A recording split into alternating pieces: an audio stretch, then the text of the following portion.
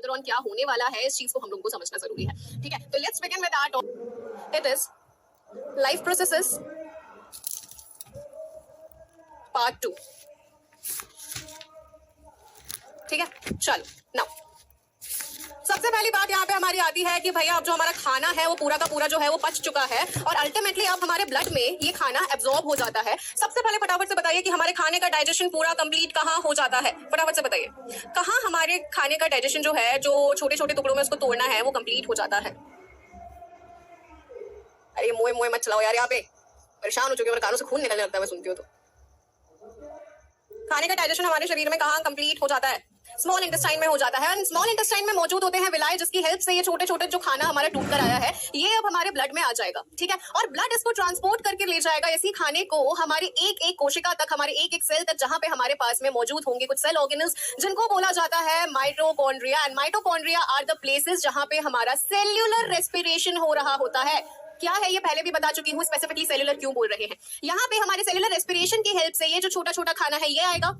ठीक है, ये खाना आया और हम लोगों ने जो सांस ली है उससे जो ऑक्सीजन आया उसकी मदद से ये माइटोकॉन्ड्रिया अब बनाएगा एटीपी, जो हमारी एनर्जी की करेंसी है, जहां से हमारे शरीर का पूरा खाना बनने वाला है, पूरा एनर्जी बनने वाला है। सॉरी, खाना तो बन चुका है ऑलरेडी, वो फोटो ऑटोट्रोप से बनाया था। ठीक है, तो एनर्जी यहाँ पे हमारा पूरा बनने वाला है with the help of mitochondria. अब बात करते हैं हम श्वसन की, यानी कि रेस्पिरेशन की। तो रेस्पिरेशन का मतलब क्या होता है? Inhalation, exhalation, that is known as breathing. लेकिन जब हम रेस्पिरेशन की बात करते हैं तब ब्रीदिंग उसका ही पार्ट है। हम लोगों ने जब सांस ली और सांस छोड़ी वो आपके रेस्पिरेशन का सबसे पहला हिस्सा है। रेस्पिरेशन का मतलब तो अल्टीमेटली सांस लेना नहीं होता है, रेस्पिरेशन का मतलब अल्टीमेटली होता है एटीपी का यहाँ पे फॉर्मेशन करना, जो कि एनर्जी की करेंसी है, स्वाहा। ये होता है रेस्पिरेशन का मतलब। ठीक है, अब यहाँ पे देखो, रेस्पिरेशन में हम लोगों ने जो भी खाना खाया उसको पचाया और उसके बाद में उससे एनर्जी के जनरेशन को हम लोग रेस्पिरेशन का नाम देते हैं। अब further talking, What is the difference between respiration and digestion? तो रेस्पिरेशन में भी हम लोग क्या कर रहे हैं कि वो जो खाना आया है बचकर हमारे पास में उसको और फर्दर हम लोग चेंज करके उससे एनर्जी बना रहे हैं। और डाइजेशन में हम लोग क्या कर रहे हैं, चीजों को छोटे छोटे टुकड़ों में तोड़ रहे हैं जिससे अल्टीमेटली उसको हम लोग ट्रांसपोर्ट कर सके हमारे शरीर की एक एक कोशिका तक, जिससे कि उससे एनर्जी रिलीज हो सके।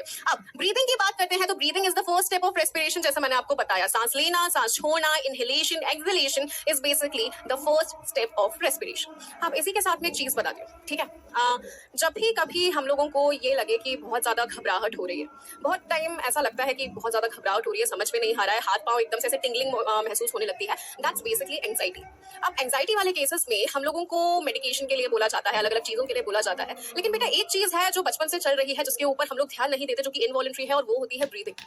तो सबसे अच्छा जो तरीका होता है उस घबराहट को शांत करने का, उस एंजाइटी को शांत करने का, या फिर आप अगर कभी पेपर में भी बैठे हो तो उस एंजाइटी को शांत करने का तरीका होता है कि आप अपनी ब्रीदिंग के ऊपर ध्यान दें, आप अपने इनहेलेशन और एक्सहेलेशन के ऊपर ध्यान दें। और इसके लिए आप एक जो स्टेप है उसको फॉलो करेंगे। ठीक है, आंखें बंद करेंगे अपनी, उसके बाद में इनहेल करेंगे और उसको फील करेंगे, और इनहेल आप करते रहेंगे कंटिन्यूअसली 4 सेकंड्स तक। ठीक है, 4 सेकंड्स तक इनहेल करेंगे और फिर फोर्सफुल ही एक्सहेल करेंगे 7 सेकंड तक। ऐसा आप रिपीट करेंगे 5 बार, जिससे आपको एंजाइटी में काफी ज्यादा रिलीफ देखने को मिलेगा, क्योंकि आप अपनी ब्रीदिंग को अब वॉलंटरी कर ले रहे हैं, अपने हाथ में कर ले रहे हैं। कभी भी कुछ भी होता है, जैसे कि हम एकदम से घबरा जाते हैं या फिर शांत होते हैं, सो रहे होते हैं, तो हमारे ब्रीदिंग के ऊपर फर्क पड़ता है। हम बहुत ज्यादा तेज ब्रीथ करने लग जाते हैं या फिर बहुत ज्यादा धीरे ब्रीथ करते हैं। तो जब वो ब्रीदिंग को हम कंट्रोल कर लेंगे ना, तब वही तरीका होता है जो कि एक्चुअल में मेडिटेशन का एक बेसिक रूल कंसेप्ट होता है, रूट कंसेप्ट होता है। मेडिटेशन में हम क्या करते हैं, ब्रीदिंग के ऊपर फोकस करते हैं, अल्टीमेटली उसको कंट्रोल करके हमारी एंजाइटी को हम शांत कर पाते हैं। तो ये एक बात थी जो मैं बताना चाहती थी। एक ऐसे स्टेज पे जहां पे आप एग्जाम की प्रिपरेशन कर रहे हैं, ये बहुत बार हमें देखने को मिलता है। अब ऐसे केसेस में ये सिर्फ आपके साथ ही नहीं होता, ये मेरे साथ में भी होता है और भी लोगों के साथ में होता है। तब ऐसे सिनेरियो में आप जब ब्रीदिंग को कंट्रोल करेंगे, तब ultimately this is going to help you उस टाइम पे अपने आप को शांत करने में। ठीक है, तो अब ब्रीदिंग के आगे बढ़ते हैं, रेस्पिरेशन की बात करते हैं। ठीक है, लेट्स बिगिन। अब what is the difference between respiration and breathing? तो ब्रीदिंग सिर्फ एक एक्सचेंज ऑफ गैसेस है, यानी कि इनहेलेशन और एक्सहेलेशन है। लेकिन अगर स्पेसिफिकली रेस्पिरेशन की बात करें तो ये एक बायोकेमिकल प्रोसेस है, यानी कि यहाँ पे हमारा जो कन्वर्जन है वो एक केमिकल बेसिस पे हो रहा है बायोलॉजिकल सेल के अंदर, जो कि हमारा एक कोशिका है। कोशिका के अंदर हमारा माइटोकॉन्ड्रिया मौजूद होगा, और उस माइटोकॉन्ड्रिया में हम लोग यहाँ पे देख पा रहे हैं कि केमिकल तरह से यहाँ पे हमारा एटीपी का जनरेशन होता है, जो मैं आपको बताऊंगी। और ये एक सेलुलर लेवल पे होता है, इसीलिए सेलुलर रेस्पिरेशन की साइट बोला जाता है माइटोकॉन्ड्रिया को। ठीक है, चलो अब देखो इसमें आगे। रेस्पिरेशन एक मेटाबॉलिक प्रोसेस है जिसकी मदद से हम एनर्जी बना पा रहे हैं, एनर्जी की करेंसी। एक प्रोसेस है जिसकी मदद से हम एनर्जी बना पा रहे हैं, एनर्जी की करेंसी एटीपी को यहाँ पे बना पा रहे हैं। अब बेटा रेस्पिरेशन जो होता है वो 2 प्रकार का होता है। सबसे पहली बात, एक ऐसा रेस्पिरेशन, एक ऐसा प्रोसेस जहां पे एनर्जी का फॉर्मेशन हो रहा है लेकिन ऑक्सीजन की मदद के बिना। ऑक्सीजन की वहां पे मदद नहीं लग रही और एक नॉर्मल वाला हो रहा है जो हमारे अंदर नॉर्मली चल रहा है, वो होता है ऑक्सीजन के साथ में। यानी कि हमारे पास में दो प्रकार के रेस्पिरेशन है, एक आया एरोबिक जहां ऑक्सीजन की मदद से हम लोग ऑन ए रेगुलर बेसिस बात कर रहे हैं, और एक आया हमारा एनारोबिक जहां पे हम लोग बात करते हैं कि ऑक्सीजन का इस्तेमाल नहीं हो रहा है। अब ऐसा कौन सा कंडीशन आता है जब ऑक्सीजन का इस्तेमाल नहीं हो रहा, तो इसको हम लोग बहुत नॉर्मली समझ सकते हैं। हम लोग सांस ले रहे हैं, उस ऑक्सीजन को हम लोग कंज्यूम कर रहे हैं हमारा डेली का काम करने में, लेकिन एकदम से कभी ऐसा लगा, रात में ऐसा होता है 2-3 बजे एकदम से ऐसा लगता है यार कि अब तो ना कल से एकदम प्रॉपर एक्सरसाइज करके एकदम बॉडी टोन कर लेंगे, मसल एकदम ले आएंगे, फैट कम कर लेंगे, कल तो सुबह उठते एकदम भागने जाने वाले हैं। 10 किलोमीटर तक भागते हो सुबह 6 बजे उठ के, और उसके बाद में जो पेन होता है, जो क्रैम्प्स पड़ते हैं, मजा आ जाता है, राइट? तो वो जब होता है तब वहां पे एक्चुअल में क्या होता है, वहां पे ऑक्सीजन बॉडी मांगती है कि भैया ऑक्सीजन दो दो दो, ऑक्सीजन दो, मुझे ऑक्सीजन दो, मुझे ऑक्सीजन दो, करते हैं ना। अब लेकिन हम क्या करते हैं, फिर हम तेज सांस ले लगते हैं, एकदम से हम हांफने क्यों लग जाते हैं, सीढ़ियां चढ़ते हैं या फिर हम लोग तेज भागते, क्योंकि हमारे शरीर को ऑक्सीजन की ज्यादा रिक्वायरमेंट होती है। हमारा शरीर बोलता है भैया ऑक्सीजन दो, भैया ऑक्सीजन दो, ठीक है। अब जब ऑक्सीजन हमारे शरीर में नहीं आ पाती है, इन दैट केस जो एनर्जी का फॉर्मेशन होता है वो होता है with the help of anaerobic respiration, ठीक है। तो यहाँ पे एरोबिक और एनारोबिक ये दोनों टाइप्स है।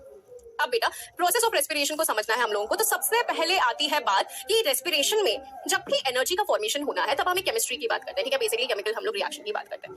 केमिकल रिएक्शन में एनर्जी का फॉर्मेशन कब होता है, तो देखो हमारे पास में ग्लूकोज है जो कि एक 6 कार्बन कंपाउंड है, ठीक है, 6 कार्बन कंपाउंड है। अब ये जो बॉन्ड है, जब इन बॉन्ड्स का ब्रेकेज होता है, जब ये बॉन्ड टूटता है तब क्या होता है, तब इस बॉन्ड के टूटने से ही एनर्जी रिलीज होती है, हमें ये पता है। तो रेस्पिरेशन में भी क्या हो रहा है, ये बॉन्ड ही टूट रहे हैं और इससे एनर्जी रिलीज हो रही है। यानी कि रेस्पिरेशन में पहला स्टेप, भले ही वो एरोबिक रेस्पिरेशन हो, एनारोबिक रेस्पिरेशन हो, सब में एक पहला प्रोसेस क्या होता है कि भाई यहाँ पे ना हम लोगों को एक बॉन्ड तो तोड़ना है, ठीक है। तो ये जो 6 कार्बन वाला कंपाउंड है वो 3 कार्बन के कंपाउंड्स के 2 यहाँ पे पार्ट्स में टूट जाता है, ये भी 3 कार्बन कंपाउंड और ये भी 3 कार्बन कंपाउंड, और इसको यहाँ पे बोला जाता है पायरुवेट। 2 पायरुवेट के यहाँ पे मॉलिक्यूल्स आ जाते हैं और इसको बेसिकली बोला जाता है ग्लाइकोलाइसिस। क्या बोला जाता है, ग्लूकोज का यहाँ पे जो ब्रेकडाउन हो गया है उसको बोला जा रहा है ग्लाइकोलाइसिस। शब्द को समझो, ग्लाइको यानी ग्लूकोज, लाइसिस यानी कि टूटना, ग्लूकोज टूट गया, पहला स्टेप ग्लाइकोलाइसिस कहाँ होगा, साइटोप्लाज्म में होगा। एरोबिक है, एनारोबिक है, सब में पहला स्टेप तो होना ही है जो कि ग्लाइकोलाइसिस है, जो कि साइटोप्लाज्म में होता है, ठीक है। अब यहाँ पे हम लोगों ने पहला स्टेप देखा, breakdown of glucose to pyruvate, glycolysis cytoplasm में हो रहा है। क्यों ब्रेकडाउन हो रहा है, क्योंकि जो हमारे कंपाउंड्स होते हैं उनके बीच में जो बॉन्ड्स होते हैं जिससे वो जुड़े हुए होते हैं वो एनर्जी के बने हुए होते हैं, तोड़ोगे एनर्जी मिलेगी। अब दूसरा स्टेप है कि अब इस पायरुवेट की किस्मत में क्या लिखा है, एरोबिक की तरफ जाना या एनारोबिक की तरफ जाना, किस्मत जैसी होगी वैसा काम होने वाला है। यानी कि अब पायरुवेट की किस्मत के ऊपर खेल है। तो क्या किस्मत हो सकती है, चलो देखते हैं। 6 कार्बन कंपाउंड सबसे पहले तो ब्रेक हुआ, 3 कार्बन कंपाउंड पायरुवेट के अंदर कहां ब्रेकडाउन हुआ है, साइटोप्लाज्म में हुआ है, और इसको बोला है हम लोगों ने कि ये है हमारा ग्लाइकोलाइसिस, ठीक है। अब ये जो 3 कार्बन कंपाउंड है इसके साथ 3 चीजें यहाँ पे हो सकती हैं, या तो इसको प्रॉपरली ऑक्सीजन भरपूर मिल जाएगा, ठीक है। अब यहाँ पे अगर यहाँ पे हमें ऑक्सीजन भरपूर मिल जाता है तो क्या होगा, तो ये जो हमारे पास में पायरुवेट है ना, इसके सारे के सारे बॉन्ड टूट जाएंगे। ये वाला बॉन्ड भी टूट गया, ये वाला बॉन्ड भी टूट गया। मैक्सिमम एनर्जी कब मिलेगी, जब सारे बॉन्ड टूट जाएंगे, राइट। तो ये हमारा केस होता है एरोबिक रेस्पिरेशन में, जब हमारे पास में भर के ऑक्सीजन मौजूद होगी। और अब ये जब सारे के सारे टूट गए तब हमें एक सिंगल कार्बन कंपाउंड CO2 मिलेगा, 3 कार्बन डाइऑक्साइड के molecules plus energy plus water, भरपूर एनर्जी मिलेगी हम लोगों को यहाँ पे।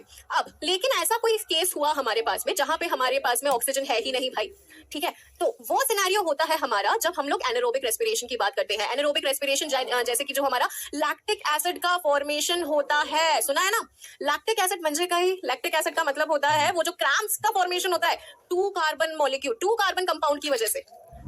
2 कार्बन कंपाउंड है तुम्हारा लैक्टिक एसिड, नहीं सॉरी, यहाँ पे इथेनॉल आएगा जो कि 2 कार्बन कंपाउंड आएगा। यहाँ पे हमारा लैक्टिक एसिड जो है उसकी तो बहुत ही बुरी हालत है भैया। लैक्टिक एसिड के केस में तो कोई बॉन्ड का ब्रेकेज ही नहीं हो रहा, यहाँ पे वैसा का वैसा पूरा उठकर आ जाता है। और उसके बाद में एक और सिनेरियो हमारे पास में आता है जो कि हम ईस्ट में देखते हैं।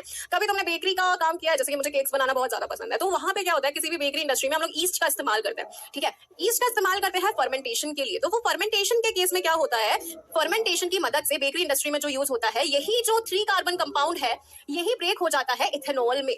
इथेनॉल जो कि 2 कार्बन कंपाउंड है, यानी कि सिर्फ एक बॉन्ड टूटा है प्लस एनर्जी। तो अब आप मुझे ये बताओ कि इन तीनों प्रोसीजर्स में मैक्सिमम एनर्जी का रिलीज और मिनिमम एनर्जी का रिलीज कहाँ कहाँ हुआ है, फटाफट से बताओ। बॉन्ड नहीं तोड़ रहे, बॉन्ड तोड़ रहे हैं यार, फटाफट से बताओ। यहाँ पे मैक्सिमम एनर्जी का रिलीज कहाँ हो रहा है और मिनिमम एनर्जी का रिलीज कहाँ हो रहा है, फटाफट से बताइए मुझे। How to prevent formation of lactic acid in the body. तो बेटा हमारी बॉडी को हमें अडाप्ट करना होता है। एथलीट्स इतने ज्यादा अडाप्टेड होते हैं to the change to the excess demand of oxygen कि उनकी बॉडी में बहुत जल्दी लैक्टिक एसिड का फॉर्मेशन नहीं होता है, ठीक है।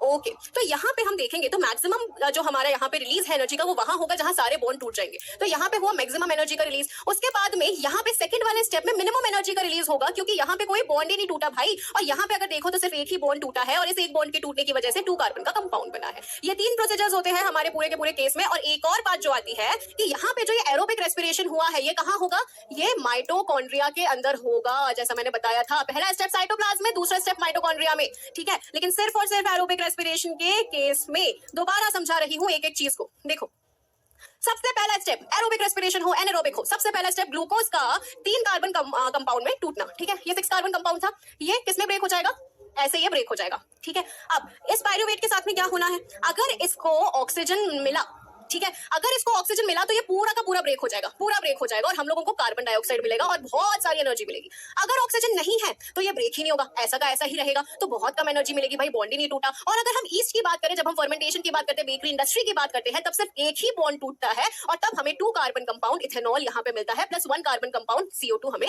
देखने को मिलता है, ठीक है। क्या अब ये थोड़ी बहुत चीज समझ में आई है, अब थोड़ी बहुत समझ में आई है।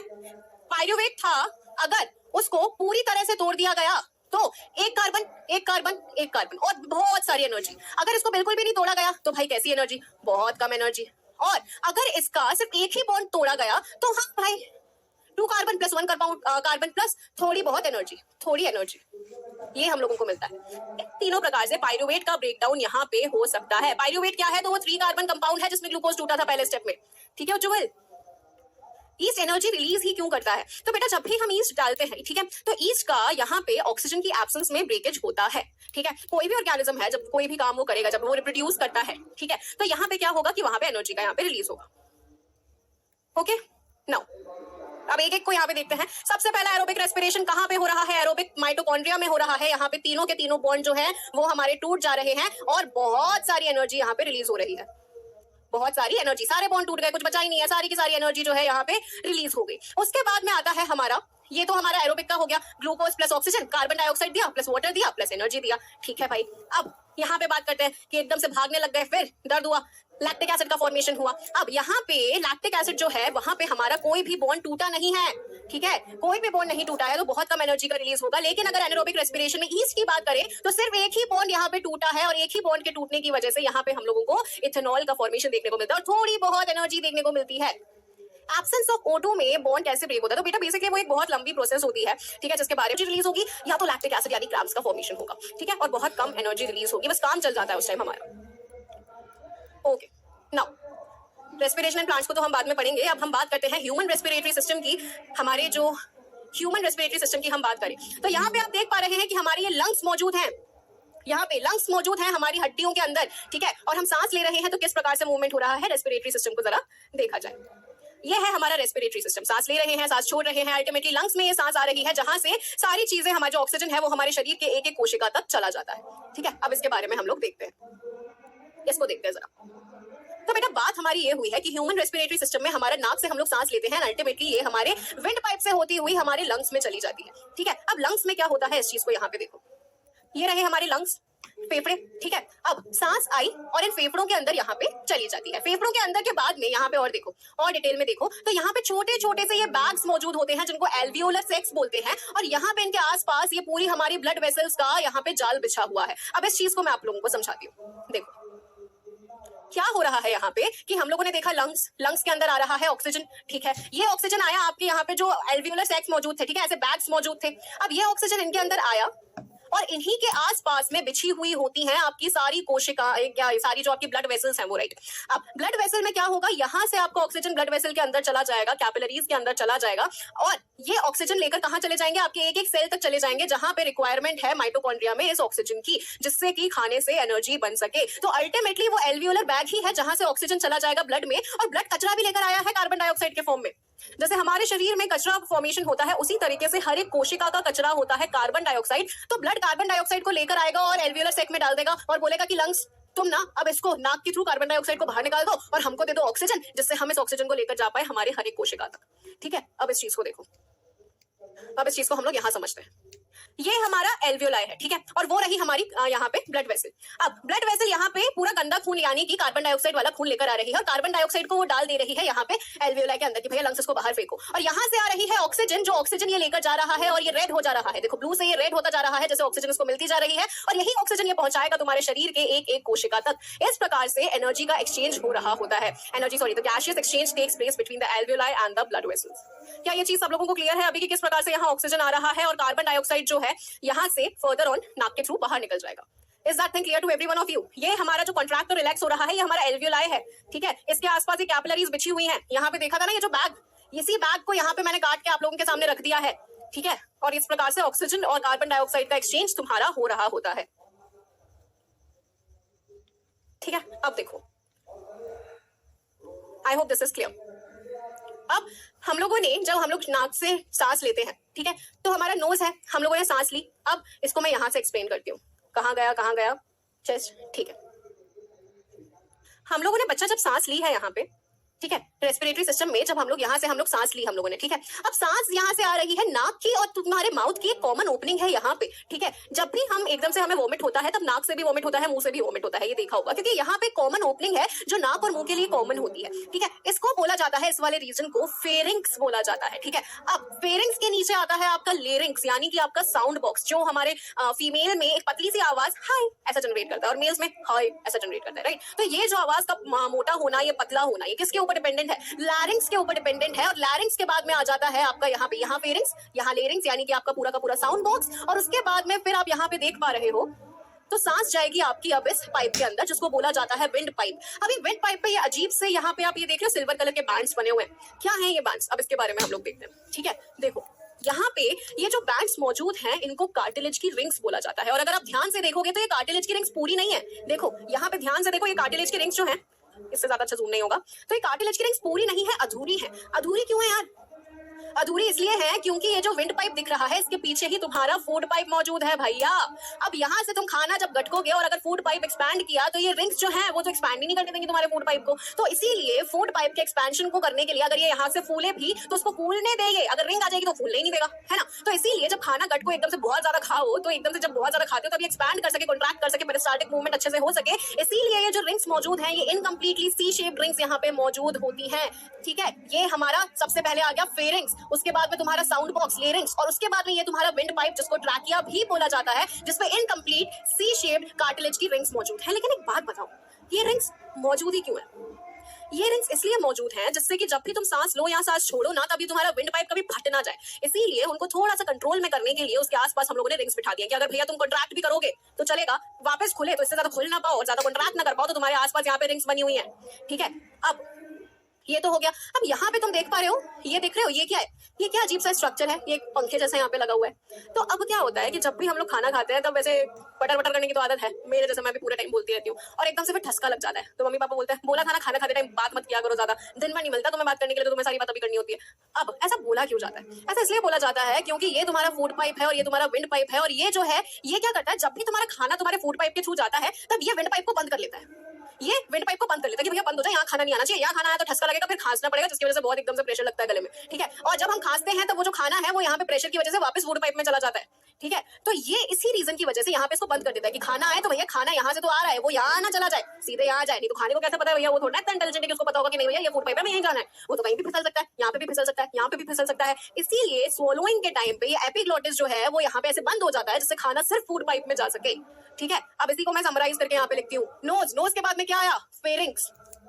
फेरिंग्स वो हिस्सा है जो कि कॉमन ओपनिंग है फूड के लिए और एयर के लिए। यहाँ पे मैं लिख देती हूँ common opening for food and air, ठीक है। अब फेरिंग्स के बाद में क्या आ गया? तुम्हारा लेरिंग्स यानी कि साउंड बॉक्स, जिसकी वजह से आपकी जो आवाज है वो कर्कश होती है या फिर तीखी होती है, ठीक है। तो लेरिंग्स हमारा होता है साउंड बॉक्स। लेरिंग्स के बाद में आ जाता है आपके पास में यहाँ पे ट्रैकिया, ट्रैकिया जिसको मैंने यहाँ पे क्या बोला है? विंड पाइप, ठीक है। और इस विंड पाइप में स्पेशल फीचर क्या है कि यहाँ पे सी शेप्ड कार्टिलेज की रिंग्स मौजूद है। सी शेप क्यों है, इनकम्प्लीट क्यों है, वो मैंने बता दिया। सी शेप कार्टिलेज रिंग्स मौजूद है। कितनी रिंग्स मौजूद होती है? 16 से 20 रिंग्स मौजूद होती हैं। अब यही जो ट्रैकिया है ये खुल जाता है तुम्हारे दोनों लंग्स में और लेकर जाता है सांस, ठीक है। अब इसी चीज को देखो, चलो फूड पाइप इतना ही है क्या छोटा सा? नहीं यार, यहाँ पे फूड पाइप को काट रखा है, यहाँ पे फूड पाइप बचा हुआ कहाँ जाएगा? खाना कैसे ड्रॉप हो जाएगा क्या? बी ड्रॉप नहीं, यहाँ पे पूरा कंटिन्यू रहता है, यहाँ पे रेस्पिरेशन है इसलिए उसके ऊपर फोकस नहीं किया है।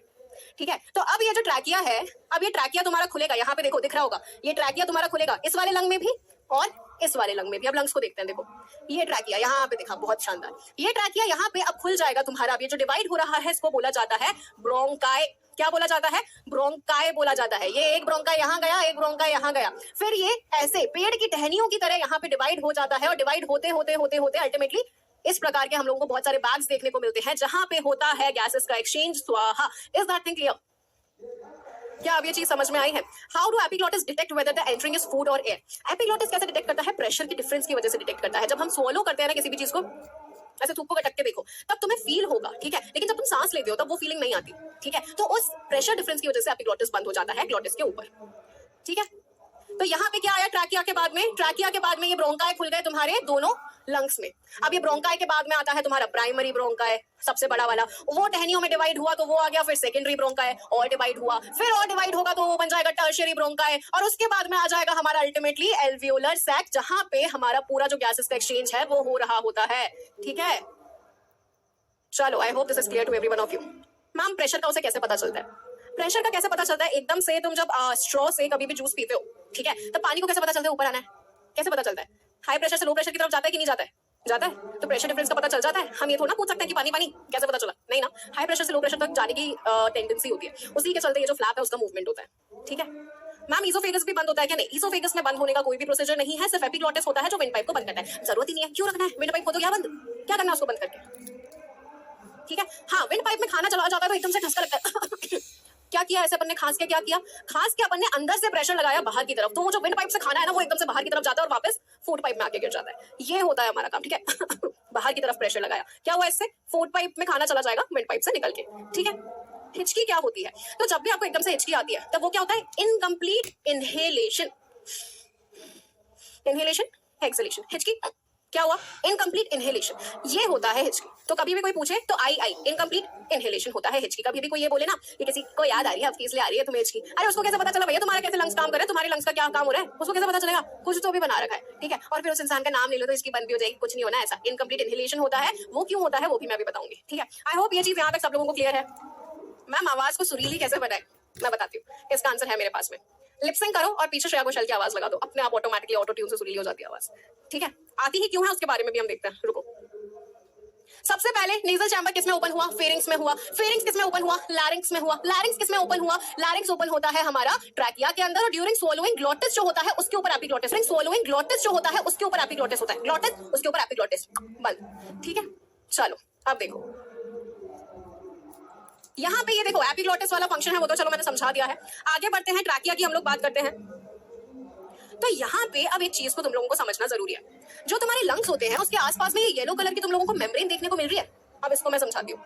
यहाँ पे ये तुम्हारा एक फेफड़ा, ठीक है, अब ये फाफड़ा जलेबी जैसा साउंड करता है मेरे को, इसीलिए मेरे को लंग्स ही बोलना अच्छा लगता है। तो यहाँ पे ना तुम्हारी एक लाइनिंग मौजूद होती है, ठीक है, इसको प्रोटेक्ट करने के लिए डबल मेम्ब्रेन होती है। जैसे न्यूक्लियस के आसपास डबल मेम्ब्रेन होती है ना, माइटोकॉन्ड्रिया क्लोरोप्लास्ट के आसपास, उसी तरह से ये लाइनिंग भी डबल मेम्ब्रेन होती है और इसको बोला जाता है प्लूरा या फिर प्लूरल मेम्ब्रेन। तो प्लूरल का मतलब होता है सिंगुलर प्लूरल वाला नहीं, प्लूरल का मतलब होता है लंग से रिलेटेड, प्लूरल मेम्ब्रेन। और ये डबल मेम्ब्रेन होती है और इसके बीच में यहाँ पे एक फ्लूइड भरा हुआ रहता है। अब इस फ्लूइड की क्या जरूरत है, इतना कॉम्प्लेक्स क्यों बना दिया भगवान ने? क्योंकि भगवान के पास में दिमाग है। ठीक है, अब यहाँ पे ये जो प्लूरल फ्लूइड है ये क्यों मौजूद है?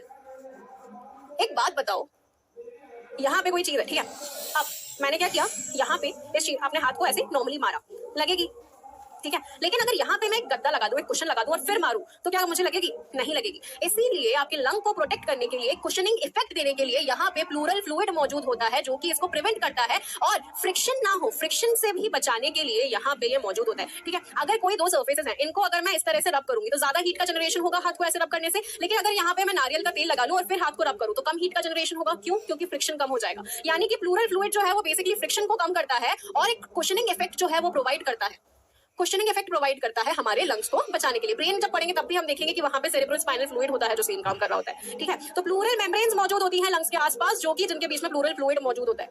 ठीक है, चलो अब देखो यहाँ पे ये तो हमने देख लिया। अब यहाँ पे ना एक दीवार मौजूद है जिसको बोला जाता है डायफ्राम। क्या बोला जाता है? डायफ्राम। अब इस दीवार के बारे में देखते हैं, कहाँ गई वो दीवार? ये रही वो दीवार, ठीक है।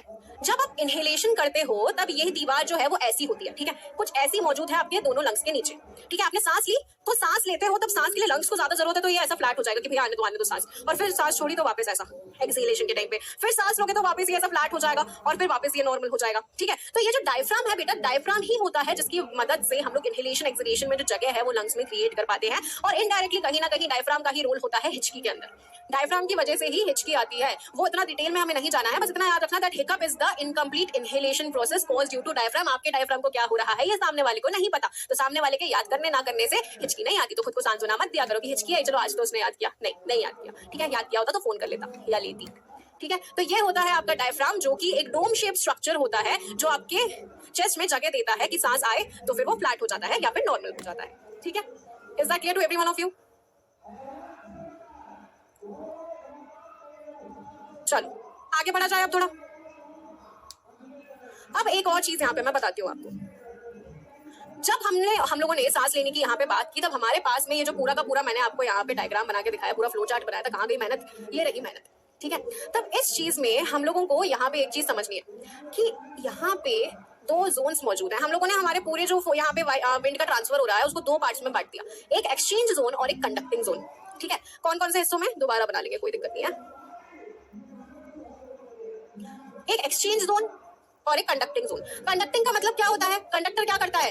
पैसेंजर्स को आने देता है या फिर उनको उतरने में मदद करता है, ठीक है। तो कंडक्टिंग जोन जहां से सांस आ रही है, तो कंडक्टिंग जोन में कौन कौन आ गया? नोज से सांस आई, कहां गई? फेरिंग्स में गई, फेरिंग्स के बाद में लेरिंग्स में गई, लेरिंग्स के बाद में ट्रैकिया में गई, ट्रैकिया के बाद में वो गई प्राइमरी ब्रोंकियोल्स में, उसके बाद गई सेकेंडरी ब्रोंकियोल्स में, ठीक है। अब क्या हुआ? अब बारी आएगी असली काम की, और वो है हमारा गैसेस का एक्सचेंज। तो तुम्हारे एक्सचेंज जोन में अब कौन आएगा? जहां पे गैसेस का एक्सचेंज होना है। तो यहाँ पे तुम्हारा सबसे इंपॉर्टेंट आ जाता है एल्वियोलर सैक, जहां पे गैसेस का एक्सचेंज होता है, प्लस यहाँ पे टर्मिनल ब्रोंक्यूल्स यानी कि सबसे आखिरी की जो ब्रांच है वो भी थोड़ी बहुत मदद कर देती है। तो टर्मिनल ब्रोंक्यूल्स और एल्वियोलर सैक मिलकर तुम्हारा एक्सचेंज जोन बनाते हैं, और कंडक्टिंग जोन तुम्हारा स्टार्टिंग से लेकर सेकेंडरी ब्रोंक्यूल तक का पूरा हिस्सा है, जहां पे गैसेस का सिर्फ ट्रांसफर हो रहा होता है, एक्सचेंज का कोई काम नहीं होता, ठीक है। I hope that is clear. Crush rush क्या होता है? क्रश ना सिर्फ दिल को क्रश कर सकती है या कर सकता है, और कोई काम नहीं होता। नाम क्यों रखा? तुम्हें क्या लगता है क्रश नाम क्यों रखा उसका? दिमाग को, इस भेजे को और इस कलेजे को ना क्रश करने के और कोई काम नहीं होता। उनका एक तरफा प्यार ना कुछ नहीं होता। देखा है ना शाहरुख खान को? प्यार है तो एक तरफा उससे करो, वो बिल्डिंग तो तुम्हारा इंतजार कर रही है, ठीक है।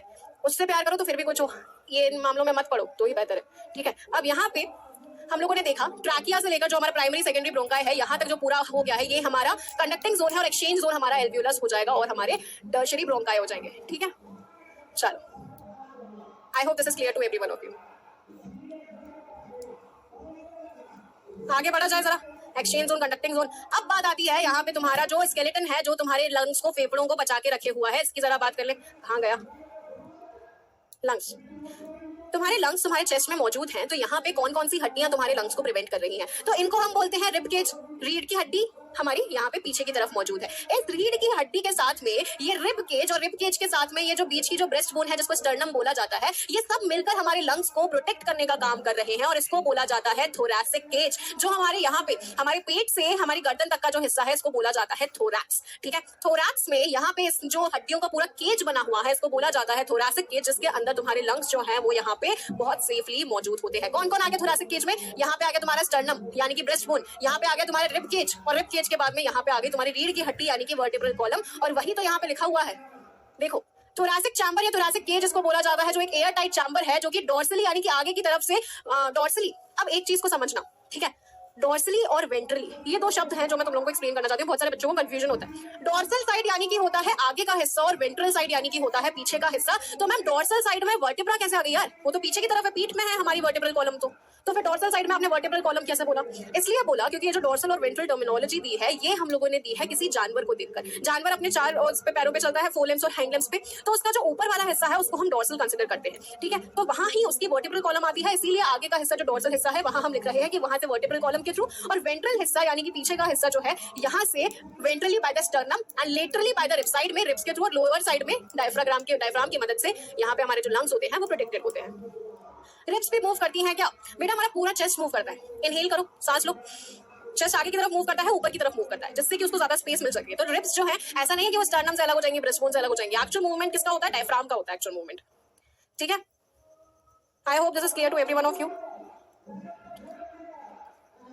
अरे पढ़ लो रे, यही काम आएगा और कुछ काम नहीं आना, ठीक है। मैंने तुम लोगों को बताया है ना, विष्णु पुराण का 16वां अध्याय क्या बोलता है, सा विद्या या विमुक्ति, यानी कि विद्या की मुक्ति है। टेंशन है, परेशानी है, कोई छोड़ के चला गया, कोई आ गया, घर वाले परेशान कर रहे हैं, रिश्तेदार परेशान कर रहे हैं, कोई भी टेंशन है, कैसी भी परेशानी है, क्या मुक्त कराएगा हर परेशानी से? विद्या। भैया विष्णु पुराण में लिखा हुआ है, वो सुन लो, मेरी नहीं सुन रहे हो तो, ठीक है। हर चीज से मुक्ति चाहिए तो भैया यही है 16वां अध्याय विष्णु पुराण, सा विद्या या विमुक्ति स्वाहा, ठीक है। चल, I hope this is clear to every one of you. अब आगे बढ़ा जाए जरा,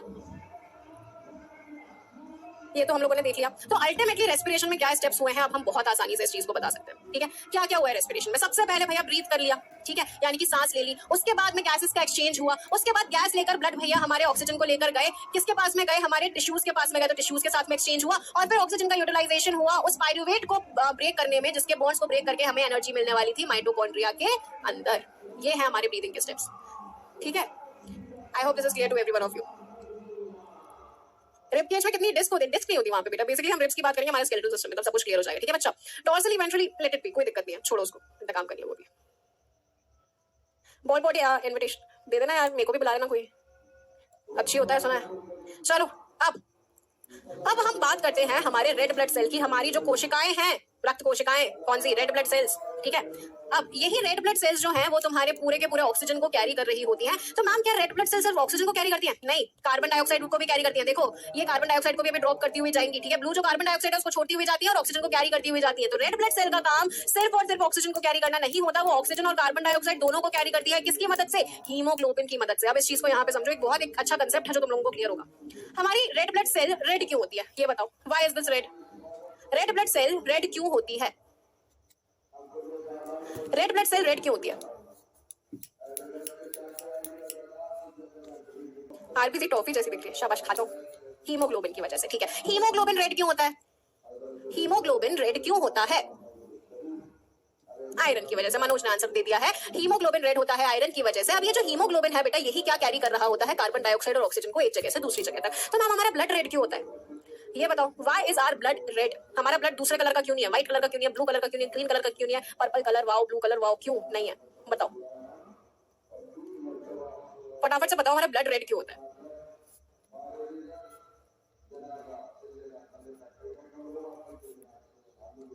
अगर आपने भी आयरन बताया, अच्छी बात है यार। हाँ करेक्ट, बिल्कुल, मेहुल ने यहाँ पे सही मुझे बताया है आंसर सबसे पहले, कि जो हमारा ब्लड होता है वो रेड इसलिए होता है क्योंकि हमारे ब्लड में जो कोशिकाएं मौजूद होती हैं वो 3 प्रकार की होती हैं। एक रेड ब्लड सेल्स, एक व्हाइट ब्लड सेल्स और एक होते हैं प्लेटलेट्स। अब ये जो रेड ब्लड सेल्स होते हैं ये लाखों में मौजूद होते हैं और ये इतने ज्यादा मौजूद होते हैं कि इसकी वजह से हमारा जो खून है वो हमें लाल प्रतीत होता है। ब्लड में हीमोग्लोबिन ऐसे खुले में नहीं भाग रहा है कि उसकी वजह से लाल होता है ब्लड आरबीसी की वजह से लाल होता है। और यही रेड ब्लड सेल है, ये मदद करता है हमारे शरीर में ऑक्सीजन और कार्बन डाइऑक्साइड के ट्रांसपोर्ट में, ठीक है। बिल्कुल, सब लोगों ने यहाँ पे सही जवाब दे दिया है कि आरबीसी मेजॉरिटी में होता है। अब यहाँ पे हीमोग्लोबिन देखो, तो हीमोग्लोबिन में यहाँ पे आपको आयरन देखने को मिलता है और 2 चेन्स देखने को मिलती हैं। अल्फा चेन, 2 अल्फा चेन्स होती हैं यहाँ पे, और यहाँ पे 2 बीटा चेन्स मौजूद होती हैं, ठीक है। टोटल 4 चेन्स यहाँ पे मौजूद होती हैं, 2 अल्फा की और 2 बीटा की, और बीच में मौजूद होता है हीम, ठीक है। हीम के अंदर ही आयरन मौजूद होता है। ये हमारा हीमोग्लोबिन का स्ट्रक्चर है जो कि आयरन कैरी कर रहा है, और यही रेड ब्लड सेल को रेड कलर देता है क्योंकि आयरन का कलर रेड होता है। डॉक्टर के पास जाने के बाद वो एपिग्लॉटिस को क्यों देखता है? वो एपिग्लॉटिस को नहीं देखता, वो आपका ऐसे जीभ निकलवा के आपको कुछ बोलने के लिए बोलता है, जिससे कि आपका ये जो यूविला है, यू शेप का यूविला है, उसके आसपास मौजूद होते हैं हमारे टॉन्सिल्स। जब भी हम गला खराब होता है हम बोलते हैं टॉन्सिल्स हो गए, टॉन्सिल हुए नहीं है, मौजूद है पहले से। टॉन्सिलाइटिस हो गया है, आइटिस का मतलब होता है इन्फ्लेमेशन, यानी कि टॉन्सिल्स में हो गया है आपको इन्फ्लेमेशन, ठीक है। इन्फ्लेमेशन कब होता है? जब बॉडी रिएक्ट करती है एक्सटर्नल एजेंट्स के खिलाफ। तो डॉक्टर ये देखता है कि आपको इन्फ्लेमेशन हुआ है, यानी कि आपकी बॉडी रिएक्ट कर रही है, यानी कहीं ना कहीं कोई ना कोई इन्फेक्शन वहां पे मौजूद होगा, ठीक है। हीमोग्लोबिन होता क्या है? हीमोग्लोबिन बेसिकली एक ऐसा मॉलिक्यूल होता है जो आयरन को कैरी कर रहा है, और वही आरबीसी में मौजूद होता है जो उसको ऑक्सीजन और कार्बन डाइऑक्साइड के ट्रांसपोर्ट में मदद करता है, ठीक है। Is that clear? I hope this is clear to every one of you. अब आप लोग जब डीपीपी सॉल्व करेंगे तब आपको डीपीपी के अंदर जो रेस्पिरेशन से रिलेटेड क्वेश्चंस होंगे वो तो आपसे हो जाएंगे, लेकिन कुछ क्वेश्चंस आपको मिलेंगे इंसेक्ट से रिलेटेड, ठीक है, कि इंसेक्ट्स में क्या होता है जिसकी वजह से वो सांस ले पाते हैं, जिसको हम नेक्स्ट क्लास में कवर कर लेंगे। और इंसेक्ट्स के साथ में हम लोग जो रेस्पिरेटरी डिसऑर्डर्स हैं उनको भी नेक्स्ट क्लास में अच्छी तरह से कवर कर लेंगे। हम समझेंगे कि रेस्पिरेटरी डिसऑर्डर्स किस प्रकार के होते हैं। अब एक माइंड मैप बना लिया जाए जिससे हमारा अभी वाला रेस्पिरेशन जो है वो पूरा कंप्लीट हो जाए, ठीक है।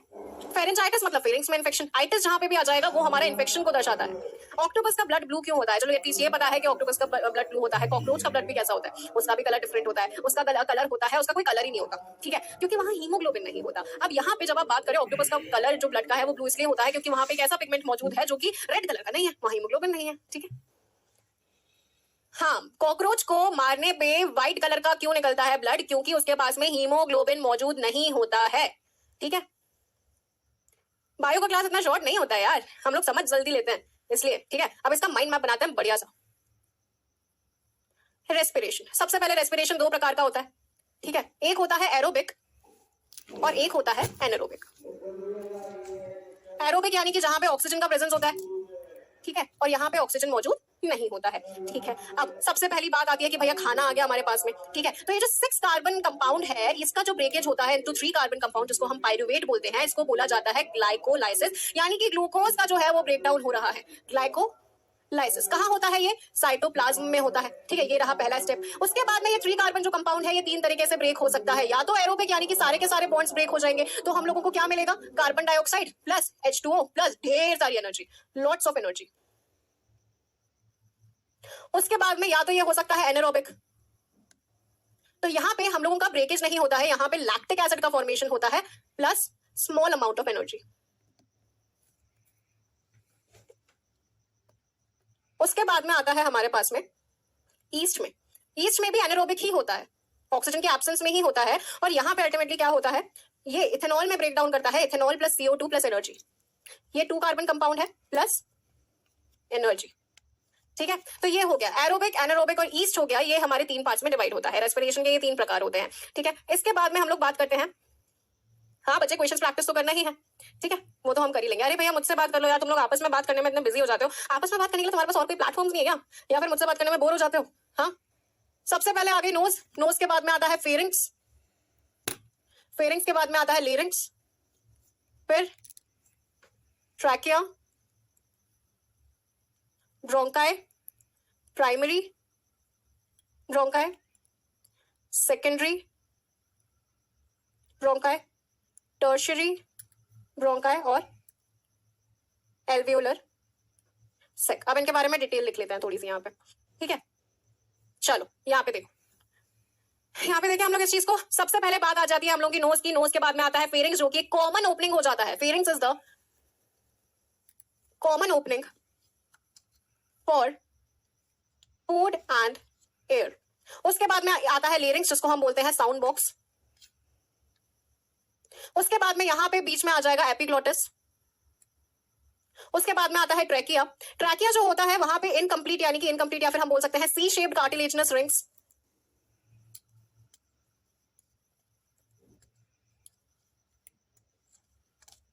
ठीक है, उसके बाद में bronchi, primary bronchi, secondary bronchi. अब यहां से यहां तक का देखोगे तो इसको बोला जाता है, इतने हिस्से को बोला जाता है कंडक्टिंग जोन,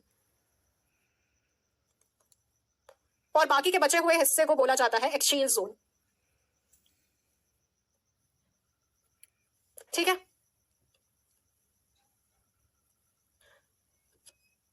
हो गई बातें? बताओ, जब बातें हो जाए तो बता देना, तो आगे बढ़ते हैं। बताओ, हो गई बातें?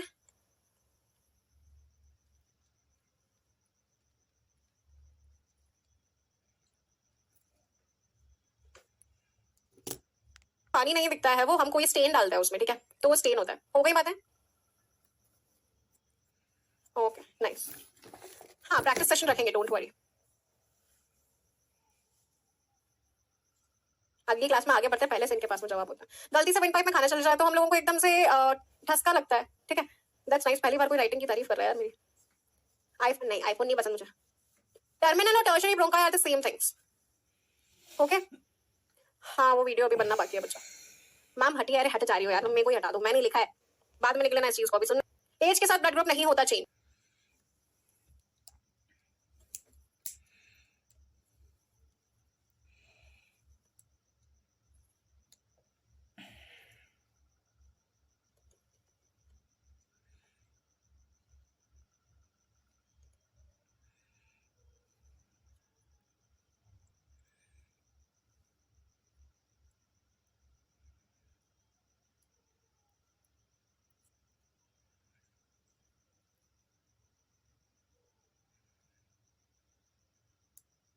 थर्टी सेकंड्स का टाइम है, स्टार्टिंग द पोल। फटाफट से जवाब दीजिए।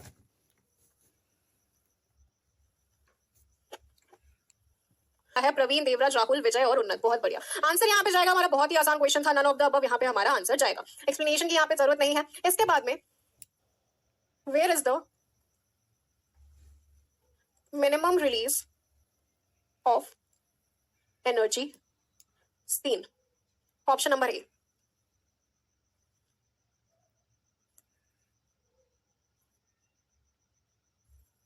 Bakery industry, while sleeping, cramps after running, या फिर same and all। Starting the poll 30 seconds. Where is the minimum release of energy seen in the body? Correct answer क्या होगा? मिनिमम रिलीज ऑफ एनर्जी कहां देखने को मिलता है? तो इसका करेक्ट आंसर होगा option number C, show the result. 63% बच्चों ने ही सिर्फ सही आंसर दिया है। ऐसा क्यों भाई? देवराज, अक्षत, विजय, राम राम भाई सारे ने, ये बढ़िया नाम रख लिया तुमने, ठीक है। उसके बाद में पंकज, नाम नहीं मिला तुमको कि मम्मी पापा ने जो नाम रखा है वो पसंद नहीं आया, बोले कि यार नाम पसंद से नहीं आ रहा, थोड़ा कुछ और रख लेते हैं। अब यहाँ पे क्रैम्प्स आफ्टर रनिंग जो है वो हमारी बॉडी में जब लैक्टिक एसिड का जनरेशन होता है, जहाँ पे कोई भी बॉन्ड का ब्रेकेज होता है, वो हम लोगों को पता है कि वहां पे मिनिमम एनर्जी का रिलीज होता है। तुम लोगों का ना एक बहुत बढ़िया एक चीज होती है, इंस्टाग्राम पे लोग इतने प्यारे प्यारे नाम रखते हैं ना। अच्छा हुआ कि बचपन में तुम्हें तुम्हारा नाम रखने की रिस्पॉन्सिबिलिटी नहीं दी, सही में, नहीं तो पता नहीं कैसे कैसे नाम रखते तुम लोग खुद के, लैक्टिक एसिड के फॉर्मेशन की वजह से, ठीक है। हाँ Namika, I'll be addressing it बच्चा। वाइल स्लीपिंग क्यों नहीं होगा? क्योंकि while sleeping we are getting enough oxygen, तो वहां पे मैक्सिमम एनर्जी का रिलीज होगा। वहां हमारे पास में बहुत सारा ऑक्सीजन है, ठीक है, बहुत सारा ऑक्सीजन है, तो मैक्सिमम एनर्जी रिलीज होगा, ठीक है। बेकिंग इंडस्ट्री इसलिए नहीं क्योंकि यहाँ पे हमारे पास में एक बॉन्ड का ब्रेकेज होगा, 2 कार्बन प्लस 1 कार्बन कंपाउंड का फॉर्मेशन होता है, ठीक है। यानी एक बॉन्ड तो टूटा, यहाँ पे तो कोई बॉन्ड ही नहीं टूटा भाई, तो यहाँ पे तो मिनिमम एनर्जी आएगी, ठीक है। ओके, बॉडी नहीं लिखा, अरे यार बॉडी नहीं लिखा तो क्रैम्प्स के ईस्ट के शरीर में पड़ेंगे। बॉडी हम यार ऐसे क्वेश्चन कैसे पूछ लेते हो यार कि मैम वाइल स्लीपिंग में हम लोग ये देखेंगे, वाइल स्लीपिंग हम लोग बात कर रहे हैं कि ईस्ट में क्या होगा, हम सो रहे हैं, ईस्ट के साथ में क्या हो रहा है। बेकरी इंडस्ट्री जब चल रही है तब हमारे शरीर में क्या हो रहा है, भैया ये अंडरस्टूड है ना यार, मैंने अभी अभी बनाया है क्वेश्चन, दया खाओ मुझ पे थोड़ी। मिनिमम रिलीज पूछा है, मैक्सिमम रिलीज नहीं पूछा है, ठीक है। देखा आपने लापरवाही का नतीजा, हाँ भयानक तरीके से। ओके, हाँ टिपिकल मोए मोए सिचुएशन हो जाती है तुम लोगों की क्लास में, बहुत ही बेहतरीन आंसर्स देते हो तुम लोग। अब यहाँ पे अरे इतने सारे पेजेस कैसे आ गए? ये तुम्हारे अगले लेक्चर का प्रोग्राम है, ठीक है। तो इसी के साथ में आज की हम लोग ये जो क्लास है उसको एंड करते हैं।